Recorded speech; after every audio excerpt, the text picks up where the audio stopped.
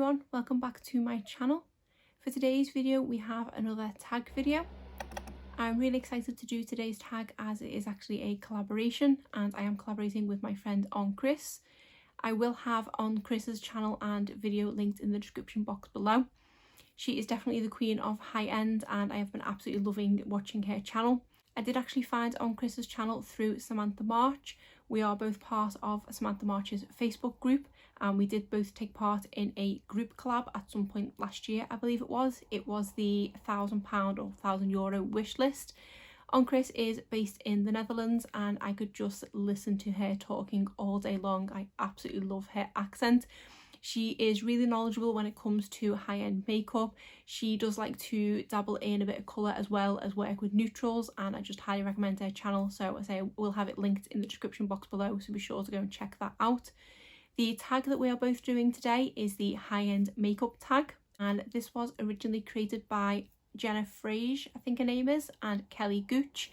I did actually see it on Andrea Mattaliano's channel, so I will have all three ladies linked in the description box below. There are 14 questions to this tag. If I'm honest, I did actually struggle a little bit with this tag. I did post another tag on my channel on Monday, which was the 21 questions makeup tag, and I found that one a lot easier to answer than this one. I do think that On Chris will have a bit more luck answering the questions than I have because she is more into high-end than I am. I feel like my channel is a fair mix of high-end and drugstore, whereas I say I do believe that On Chris is predominantly high-end, so I am really excited to watch her video as well. But why don't we get into the tag? Question 1 is, if you could only use one high-end brand, what would it be? And my answer to this one actually kind of caught me off guard, as it were. I've gone for the brand Tarte. And that's because I think when I was thinking about sort of grand scheme of things of all the steps of my makeup and trying to think of different brands and what products are theirs I love and reach for, it was Tarte that kind of ticked the box most for all the different types of makeup. Urban Decay did pop into my head, but then I thought with Urban Decay I only really like their eyeliners and their eyeshadow. I've never tried any of their complexion products, and I think I've got one mascara of theirs that is okay, but I don't absolutely love it. And then most other high-end brands I do only have kind of one or two products from, whereas Tarte I do have quite a lot. I do like a couple of their mascara formulas. I have only tried a couple of their complexion products, but I have quite enjoyed them. My main favourite one from them is their tinted moisturiser. I'm currently trying their base tape primer. I am quite enjoying that one. I do quite like the Tarte eyeshadow palette formula. I know it's not for everyone, but the Tarte palettes that I've personally tried I've really enjoyed. I haven't ever tried any of their bigger, the £40 Tarte Lit and Bloom, those kind of ones. I do tend to have a lot of the limited edition or the mini ones, so I could definitely make use with their eyeshadows. I do really like a lot of Tarte skincare as well, so I think that's the brand I would have to go with. Question 2 is, what's the most underrated high-end brand? And the one I thought of for this was The Balm. I know a lot of their products are very hit and miss, but I just never seem to see anyone talking about them. Even when they have a new release, I don't seem to see them getting talked about on YouTube or posted on Instagram or anything like that. But I have really liked most of the things that I've tried from The Balm. I do have one of their eyeshadow palettes, which I absolutely love. Also love their Frat Boy blush. I do have their liquid eyeliner, which I'm not a fan of, but they do have a couple of mascaras that I would quite like to try as well. And I was hoping to pick up their bronzer, I think it's Take Home the Bronze, but I believe that has now unfortunately been discontinued, so I am a bit gutted that I've missed out on that. But I just feel like their attention to detail with packaging and things is so good. I kind of just wish they'd possibly put that attention to detail in their formula. But for me personally, from my experience, I haven't had many disappointments from what I've tried from the brand other than that eyeliner, so I do feel like they are definitely underrated, especially in the YouTube community. Question 3 is, what's the most overrated high-end brand? And this was an easy answer for me, but it's definitely not a popular opinion, and that is Charlotte Tilbury. I've tried the odd thing from them here and there. I do have a couple of the lipsticks which I quite like. I recently tried one of the light ones which I do really like. Just feel for the price point that a lot of the products are and the kind of things that are being brought out. I mean, do we seriously need any more products that are called Pillow Talk? I can't keep track. It's like NARS with the orgasm thing. We just don't need any more orgasms or pillow talk, so maybe NARS is another one that's possibly overrated. But for me, yeah, Charlotte Tilbury was the first one that did spring to mind with this. Question 4 is, what is your favourite high-end product under $50? For me, I've turned that into £50, although that's probably not technically right because $50 is probably about £35. And this one was actually quite hard because I do have a lot of products under that price point in my collection. So I decided to go with this highlighter from Ofra.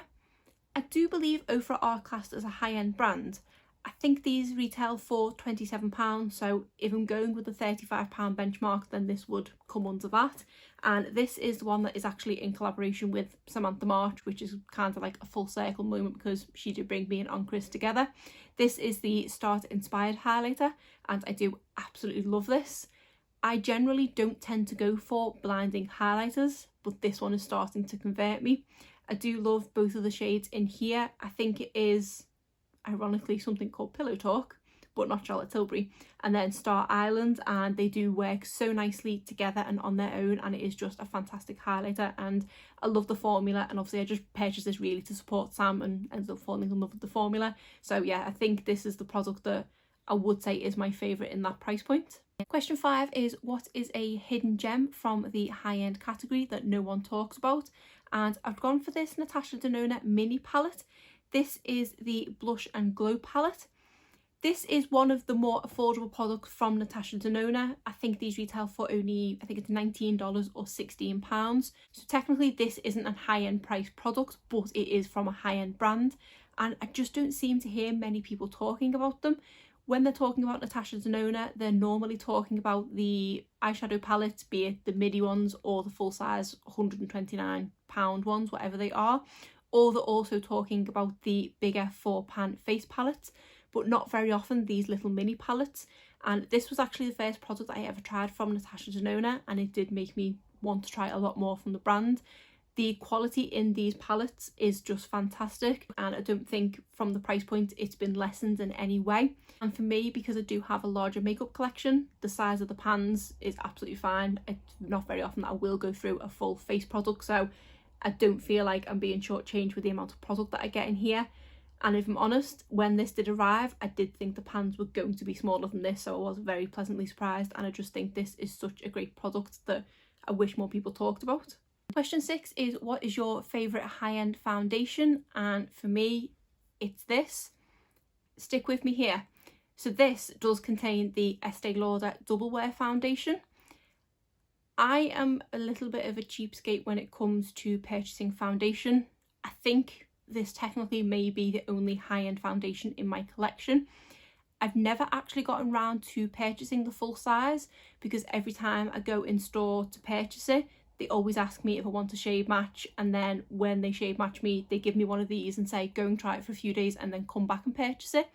So I have ultimately ended up with 3 of these mini bottles, and I do get quite a lot of use out of these. I think they're probably only supposed to be 1 or 2 uses, but I know I've used this one at least twice and it still looks like it's full. So it's definitely my favourite high-end one, and it is a product that I think when I eventually do get through the little ones of these that I have, I will go and purchase it.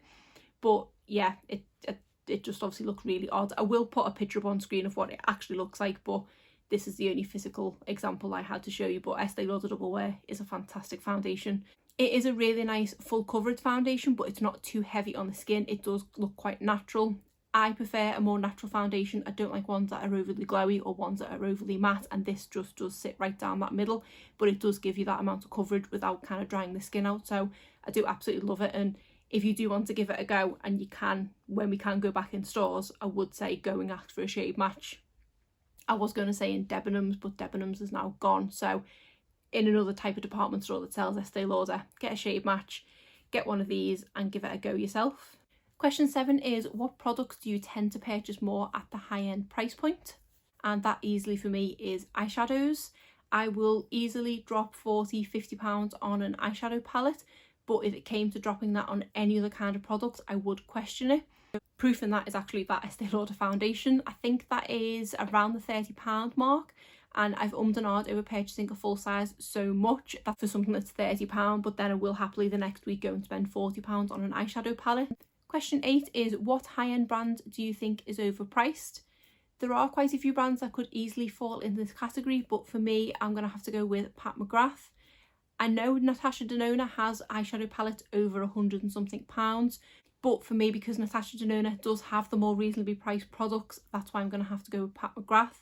Her full-size eyeshadow palettes, I think, are £129. Even the quads are up there being, I think, at least £50. There was the one that was kind of reasonably priced, that was the holiday release, which I think was about £80, but that was for a lot more shadows. And then even the lip products are £36. I did recently pick up one of the matte trans lipsticks when everything on her website was heavily discounted, and I did get that for £12, but that was just because something was on sale. In the grand scheme of things, everything at full price, it is a really overpriced brand. I don't think I could ever spend £36 on one individual lipstick. Question 9 is, what is your favourite limited edition high-end product? And for me, I've got to go with this palette from Tarte. I seem to be bigging Tarte up quite a lot in this video. This is the Make Believe in Yourself palette and is a predominantly shimmer palette. We do just have this one matte up here, which isn't the best matte if I'm honest, but all the shimmers in here are absolutely stunning. It is a palette which does have quite a few nice pops of colour in it, but then it does have the neutral shimmer shades as well, and I do absolutely love reaching for this one, and I still do reach for it on a regular basis. So this for me is definitely one that I'm so glad I picked up at the time, and I do love reaching for, and I love the packaging of this one as well. Question 10 is, what is the best high-end eyeshadow formula? And from what I've tried, I would definitely have to go with Natasha Denona. I do have one of the 5-pan mini palettes, and I also have the Glam palette as well. Absolutely love the formula of the eyeshadows. The mattes just blend beautifully. They are so buttery and smooth, and just a nice level of pigmentation. The shimmers are really nice and impactful. You don't even need to go in a wet brush or anything like that, and they do just look gorgeous on the lid. I don't think from those two palettes that I have, albeit they are both Glam, I have the mini Glam and then the midi Glam, I don't think there's a single shadow over those two palettes that I don't love reaching for and that I have any problems working with at all. So for me, they are definitely the best high-end eyeshadows that I've tried. Question 11 is, what is the worst high-end eyeshadow formula? And I know a lot of people would probably say Tarte in this category, but again, from personal experience, the few Tarte palettes I have, I've never had any issues with the formula. So for this one, I think I'm going to have to say Sigma, but that is only based on one eyeshadow palette. I do have the Sigma Enchanted palette, and I just didn't absolutely love it. The colour story is absolutely stunning. I didn't think to bring the palette over to show you, so I will put a picture up on the screen. It is a really gorgeous colour story, and it is something a little different in my collection, but I just didn't have any luck with the palette itself. I found that the darker mattes in this palette were very patchy. I do have wrinkles and things on the outer corner of my eyelids, so I do sometimes have issues with buffing certain eyeshadows in there, and the Sigma ones were definitely quite hard to buff into those creases. And I just found that the shimmers were not as impactful as I was hoping they would be, and they were also quite chunky and did lead to a lot of glitter fallout on my cheeks. And this was a palette that I did also find that throughout the course of the day I would end up with glitter down my face, and they would also go onto the top part of my eyelid. I do have slightly hooded eyelids, so that isn't an uncommon thing, but I noticed with the Sigma palette it was quite excessive, so it doesn't make me want to go and purchase any more Sigma palettes, even though they do have quite a few pretty ones on the market. Question 12 is a high-end brand that you used to love but aren't crazy about anymore. And for that one, I thought of Benefit. Even though the Benefit Goof Proof Brow Pencil is my holy grail brow pencil, and I do really like the Precisely My Brow one as well, generally as a whole there's just nothing that Benefit ever really brings out that excites me. Remember when I very first started trying makeup and things like that, I was excited by whatever Benefit was bringing out, and they are definitely one of the first high-end brands that I got into. First two high-end brands that I probably got into were MAC and Benefit. MAC, I never really got too much into them. It was just the odd products I purchased, whereas Benefit I did purchase quite a lot from. I did get cheap products from them. I did used to love their creaseless eyeshadows, which is actually a product that my mum absolutely fell in love with, and since they got discontinued we've been trying to find a different alternative to it, high-end or drugstore, and just haven't found an eyeshadow as good as they were, especially because there was a certain shade that she had, I think it was called like Birthday Suit or something, and she just absolutely loved it. And I'm glad when we first fell in love with it she did purchase a couple of them, but she's now since used them up and she just can't find an eyeshadow that is as good as they were for her. But for me, there's just nothing that Benefit ever really brings out that does excite me anymore or immediately grab my attention. They are still kind of killing the brow game, but other than that, everything else they release is just a bit kind of lackluster. Question 13 is a high-end product that you didn't expect to like but totally wowed you, and I'd have to go with the Huda Beauty Legit Lashes Mascara, and this has quickly become one of my favourite high-end mascaras ever. So this does have two different ends to it. We have the curl and length end and the volume end. I believe it is two different formulas as well as being two different brushes. I'm a person that doesn't tend to like layering mascara. I'm kind of just one coat, possibly two, and I'm done. But with this one, it is just such an easy mascara to layer that I'm really happy to work with it. This is actually my backup mascara that I have just took fresh out the box. I do need to put it with the rest of my mascaras. I did have this in my collection at the tail end of last year, and I made sure I got every last drop of products out of it. I loved it so much, and it does take a lot for me to absolutely fall in love with the mascara. My previous favourite before this was the Benefit Bad Gal Bang, and I just much prefer the effects that I get with this. And then finally, question 14 is, what is your favourite high-end palette right now? And I've got to go with the Natasha Denona Glam palette. Ever since I picked this palette up, I've been wanting to constantly reach for it. I do have quite a large eyeshadow palette collection, but for me, I do like my staple neutrals, my everyday neutral looks, and when I come to do that kind of look, I have so many other palettes that I could pick from, but I keep reaching for this one. So far it's safe to say that I have got my money's worth out of this palette. I didn't pay the full £65 price tag. I did get this discounted because of gift vouchers and discount codes and things I had, but still, I think if I would have paid the full price for this, I would still have got my money's worth out of it. It is a fantastic palette, and as I said earlier, this is definitely one of my favourite high-end formulas. This is a palette that if you took away all my other eyeshadow palettes, I would happily just work with this one and could create numerous different looks with it. So that is all my answers to the high-end makeup tag. Like I said, I will have on Chris's channel and video linked in the description box below, so be sure to go and check that out. But other than that, that is it for today's video. If you did enjoy it, please give it a thumbs up and subscribe if you're not already. Thanks.